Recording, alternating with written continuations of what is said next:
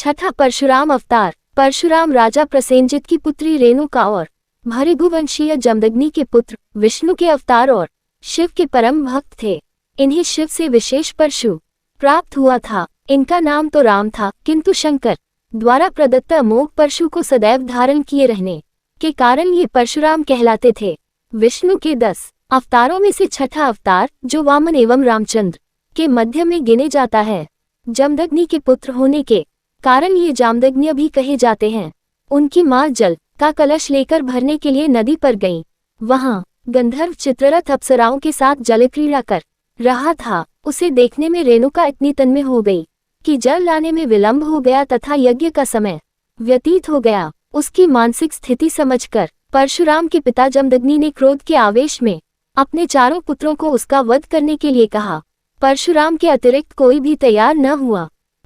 जमदग्नि ने सबको संज्ञाहीन कर दिया। परशुराम ने पिता की आज्ञा मानकर माता का शीश काट डाला।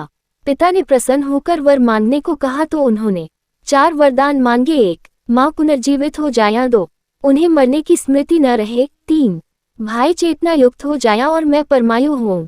जमदग्नि ने उन्हें चारों वरदान दे दिए। दुर्वासा की भांति परशुराम भी अपने क्रोधी स्वभाव के लिए विख्यात है। एक बार कार्तवीर्य ने परशुराम की अनुपस्थिति में आश्रम उजाड़ डाला था, जिससे परशुराम ने क्रोधित हो उसकी सहस्त्र भुजाओं को काट डाला। कार्तवीर्य के संबंधियों ने प्रतिशोध की भावना से जमदग्नि का वध कर दिया। इस पर परशुराम ने 21 बार पृथ्वी को क्षत्रिय विहीन कर दिया। हर बार हताहत क्षत्रियों की पत्नियां जीवित रहीं और नई पीढ़ी को जन्म दिया और 5 झीलों को रक्त से भर दिया। अंत में पितरों की आकाशवाणी सुनकर उन्होंने क्षत्रियों से युद्ध करना छोड़कर तपस्या की ओर ध्यान लगाया। रामावतार में रामचंद्र द्वारा शिव का धनुष तोड़ने पर ये क्रुद्ध होकर आए थे। इन्होंने परीक्षा के लिए उनका धनुष रामचंद्र को दिया। जब राम ने धनुष चढ़ा दिया तो परशुराम समझ गए कि रामचंद्र विष्णु के अवतार हैं, इसलिए उनकी वंदना करके वे तपस्या करने चले गए।